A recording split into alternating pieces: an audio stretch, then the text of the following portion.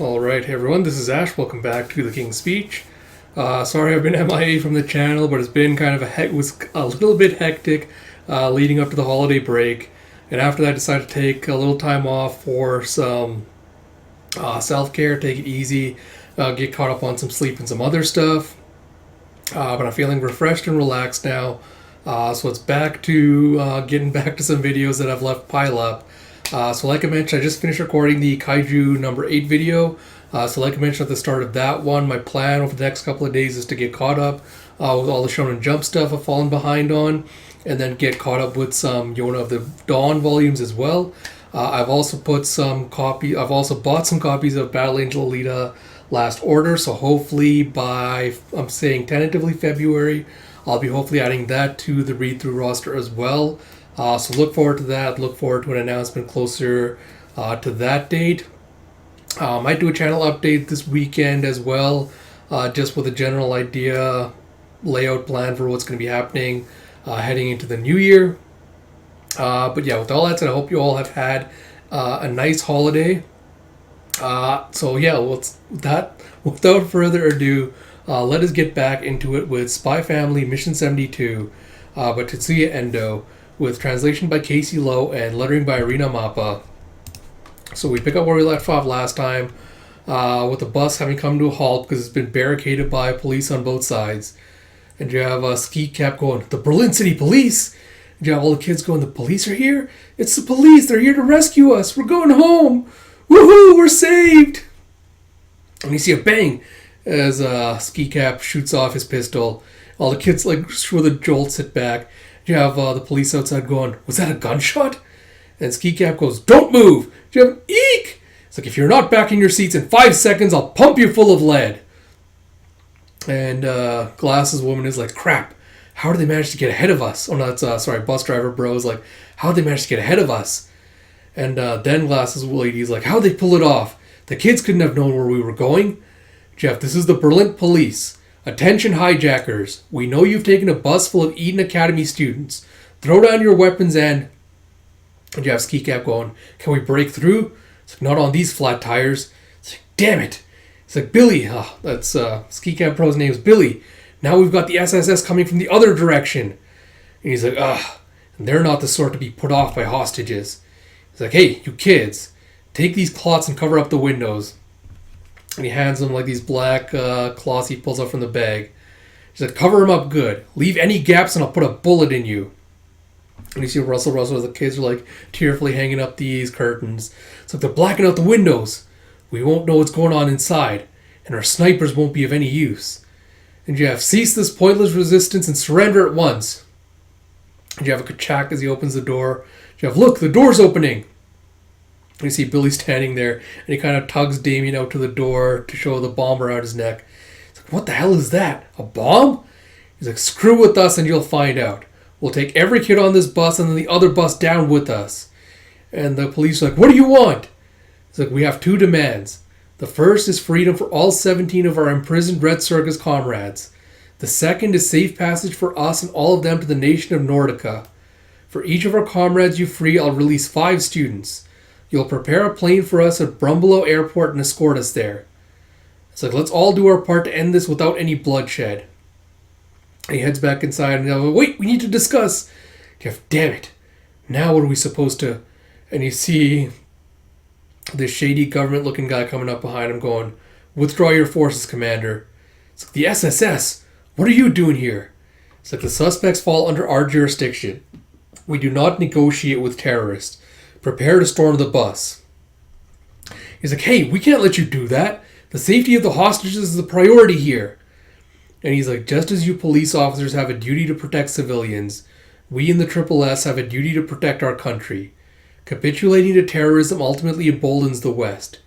Would you endanger the lives of all your compatriots for the sake of a few dozen civilians?" You see the police guy's getting mad as he goes, "Our orders from the ministry are to wait. You're not taking over anything." He goes, "If you're pinning your hopes on negotiation, you're racing toward a brick wall. Most of the comrades he once released aren't even alive anymore." Oh. And you see on the inside, Bus Bros going, "Come on, Billy, you gotta be tougher than that. Tell them if you don't comply by sundown, we start killing students one by one. And you see the kids kind of shivering and twitching in their seats. And Billy goes, as soon as we give them a deadline, they'll have an excuse to send the state security service to storm the bus. We stall for time and let the kids' parents pressure the government. And you see Bowl Cut Bro going, are you okay, boss man? He's like, oh, I can't believe everyone saw me like that.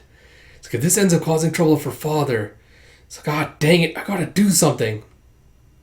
And then, God, isn't that big kid also named Billy? Big Billy Jr. goes, no, Damien, you've done Chairman Desmond proud. Keeping it together in a situation like this is a real achievement. Now we wait for the grown-ups to save us. We're kids, so we're powerless. There's no shame in our being rescued by adults. It's like, he's right, Damien. Even our parents can be counted on for that much.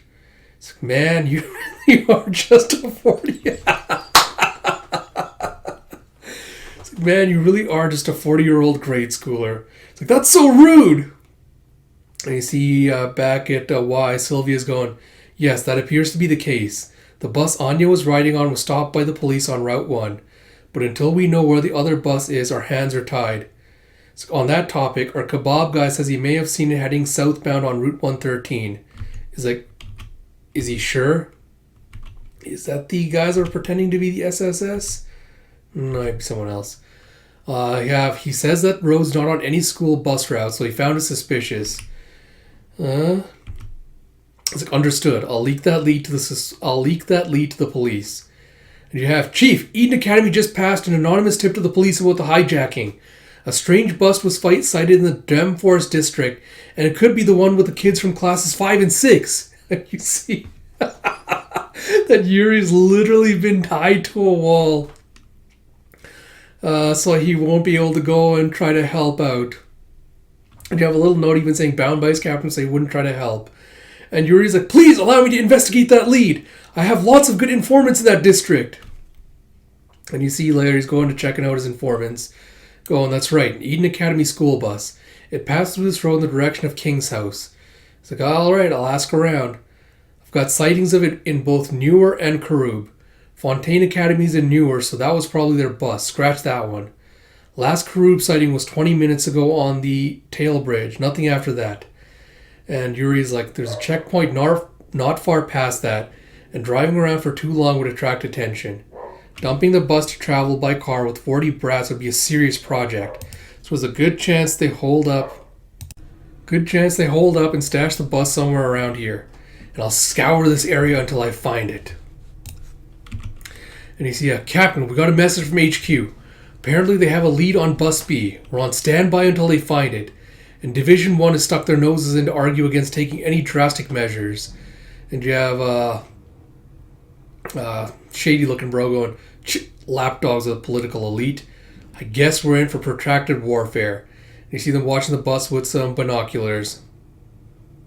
And you see a lot of the kids just kind of fidgeting. It's like, anyone who's got to go, raise your hand now. You'll do your businesses in the shrubs over there. One kid at a time.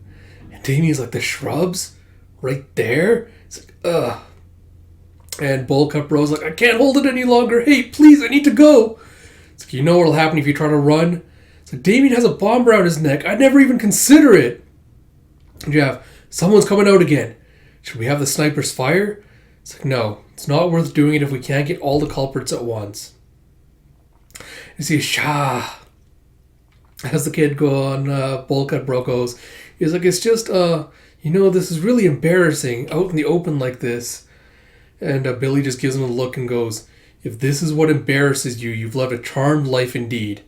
Make sure to thank your parents for that. And you see a scream as a bus comes up screeching to a halt. As Becky's father just comes out, just tears and snot running down his face, like, where is she? Where's my Becky? And his butler's like, sir, it isn't safe for you to leave the car. And you see no civilians allowed beyond this point. And you see him just trying to do like the whirlwind arms as the guy's just holding him back with one hand. This guy, I'm the CEO of Blackwell Industries. And you have Martha? Oh my God, you see Henderson's arrived. And he's talking to Blackwell's butler. He's like, Henry, what are you doing here? He's like, these are my students. Where else would I be? We've only just arrived ourselves. So, but what purpose does it serve for you to be here? Do you know how the students are faring? And Henry's like, ooh, ouch. It's like they're still in the bus. The situation is deadlocked as we await the government's response. It's like if they have to wait much longer, I don't know if they'll be able to manage it physically or mentally. And you see that evening, a lot of the kids are kind of just snoozing in their chairs. And, it's like, are you okay, sir? It's like, you can't take it anymore. Rescue us already. What are the police doing? Are they stupid? I'm really thirsty. It's like, I'm so tired. I want to go home. What did I do to deserve this? And poor Anya's kind of just getting nauseous from all the thoughts. It's like, are Mommy and Daddy, and Becky's like, are Mommy and Daddy and Martha here yet? You see Billy stepping out of the bus again going, well, what's the response from the council? So we're currently in the process of getting 3 prisoners freed from the Privet Correctional Center. These things take time. In the meantime, we'd like to attend to the well-being of the hostages. Allow us to bring them food and water. He's like, yeah, that's fine. But only one person carries it over. And not a cop. Send someone from the school. There's one in the back, right? God, of course. He's like, you see Black Belt just going like, I'll have our family chef prepare the finest of meals. Martha's like, are you out of your mind? That would only antagonize the hostage takers. So we bought field rations in the car. Give them those. Thanks, ma'am. It's like, Chief, I'll dress him as a faculty member and bring him in. Jeff, fine. And Henderson's like, wait, what do you think would happen if they saw through your ruse? I will go. I wish to put the student's mind at ease. And you see Henderson just wheeling up a bunch of boxes to them with the field rations as Billy's patting him down. And you have give me a second, my dogs are being loud. I have Master Henderson. It's like, is everyone all right? And you see a bunch of the kids just trying to go up and give him a hug. It's like, oh, we missed you so much. And you have the lady going, back in your seats now. And Henderson's like, calm down, everyone. Even now, I expect you to comport yourselves with the dignity of Eden students. Do not fear. You will be rescued. And you have, I'm so sorry, Master Henderson. Ask Chaperone. Was like one of the other teachers going, ask Chaperone who's my... It's like, Mr. Tutor, in residence. It's like, get this man to a hospital. It's like, no, we're not giving up any hostages. Then Henderson goes, then take me in his stead. Clearly my wizened body is no threat to you. Are we going to find out that Henderson's like secretly a badass? Is this what's going to happen? And you see him leading out the other teacher as Henderson gets his hands pulled behind his back as they handcuff him. And Martha's like, what does that fool think he's doing? And you see him looking over at Anya and Damien as they're like, Master H! That must be the neck bomb the police spoke about. And Miss Forger's wearing one too. Despicable cowards. And he's just glaring at Billy, who's like, sit down. It's like, have you passed out water and rations to every student? He's like, hey, you don't talk till I tell you to. And he's like, you may not wish to eat, students, but force yourselves. You'll need your strength.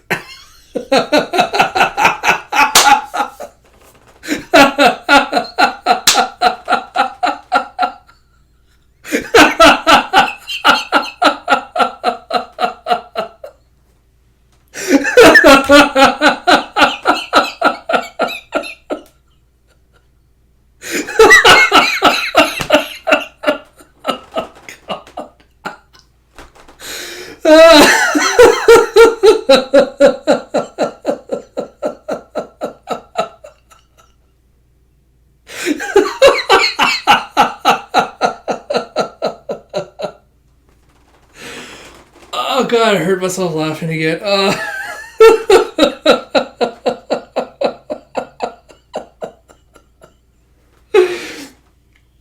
And you see Anya's just, without hesitation, just digging into the food with a nom nom nom nom. She's like, woohoo, I'm so hungry I could eat a horse. And Henderson's just like, such nerves of steel. And he thinks back to the entrance interview, and where Anya told him, yeah, like running through a jungle to get strong and practicing life and death stuff over and over to get brave. And he's like, she was actually sincere when she said that? And you see, oh, our company makes these. As you see BB Ration B Unit. As Becky's like, so Daddy has to be out there after all. And she's getting like all teary-eyed. And then...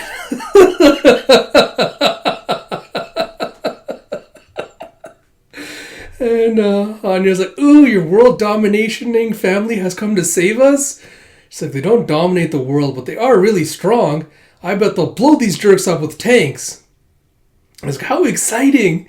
Damon's like, how will that not blow us up too? And as they're nomming away, he's like, these are so flavorless. It's like, yeah, these are gross. And Billy Jr.'s like, this is not the time to demand first-class comforts. It's like, that's right, and our company makes these, so shut up. And Anya's like, I've had better and I've had worse. And you see Henderson be like, huh? How can they possibly be this composed? Do they not need me after all? And as Billy's kind of just watching the Cheerleader kids dig into the rations, Henderson goes, excuse me, have you children yourself? And Billy's like, yeah, one daughter. It's like, then I don't suppose I could appeal your parental sympathies to send these children home to their parents, entangling innocent children in your machinations in this manner. And he goes, my daughter, she was murdered by the state. She was one of us. As an educator, you probably know this, but the Red Circus started as a student movement advocating for peace and equality. We were simply speaking out to protect the weakest members of our society. We were a respectable movement that fought for our cause with respectable means. It was the state that turned violent against us. So I'm not taking criticism from a member of the establishment. I'm going to see to it that they reap what they've sown. Oh. And you see Henderson's a little taken aback by this. And you see, Yuri doing his investigative stuff, going bus tire tracks. And he peeps into looks like a storage area by the sea with like a chain link fence. And he sees more of the goons offloading something or loading something onto a bus. And he's like, I found him. Alright, so I guess quick thoughts before we jump into the next stuff. So, I'm not a huge fan of Yuri being involved in this arc, but again, like having him and Anya as a comedy duo could potentially be interesting. So we'll see how that plays out eventually. But I do like how this was kind of like a very slow burn chapter. Like there was not a lot going on, but like I feel like slowing down the pacing allows like the tension to ratchet up a little bit. With regards to like the hostage negotiation and everything else. And I love how this series is not pulling any punches in regards to like talking about how, well, it's not like being like overtly radical or anything. Like I don't want to try to make that argument, but I do appreciate the fact that, it is referencing real life like events and movements to kind of talk about, discredit is not the right word, but talk about like how terrible fascism is and like totalitarianism is. So I do appreciate the fact that the series is at least attempting to address. We'll see how well it does that in the next couple of chapters with regards to what happens to Billy and everything else. But I do appreciate how it's made. The hijackers, the sympathetic force in this, and the state is clearly like the antagonist of all of this. So it'll be interesting to see what other stuff we get with regards to that as the next couple of chapters go. I do appreciate the fact that, Henderson, despite his whole, stiff upper lip and all that thing, like, he does genuinely care about his kids. He wants to make sure that, no harm's going to come to them. And he wants to, make sure that their needs are met and that they're taken care of. And I do appreciate that, he lets himself be taken hostage so I can keep an eye on them. I love Anya, once again, just like no tact, nothing, not a care in the world. She's just like, yeah, oh, rations, yum, yum, yum. That's just, again, she is comedy gold. No, I don't think I got as much laughs out of any other character as much as I have from her. So that was really amusing. But yeah, looking forward to the next chapter, which I believe was going to be the last one for this year. So yeah, that will be a lot of fun. I think also Spy Family Season 2 was announced along with a or Season 2. Yeah, Season 2? Yeah, because they split the first season into two parts. But yeah, Season 2 has been announced along with the movie, so I'm really looking forward to that.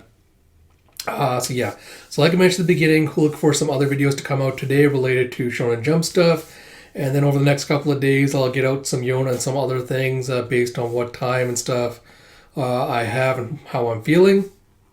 As always, if you like my content, please do like, comment, subscribe, all that good stuff. Hopefully next year I will get back to a more consistent schedule, or at least try to get out more content to the channel. So if you would like to support me through all of that, that would be greatly appreciated. And if I don't, well, I guess I will put out some videos, so I'll probably have a message to you then. But until next time, this is Ash. Talk to you all later.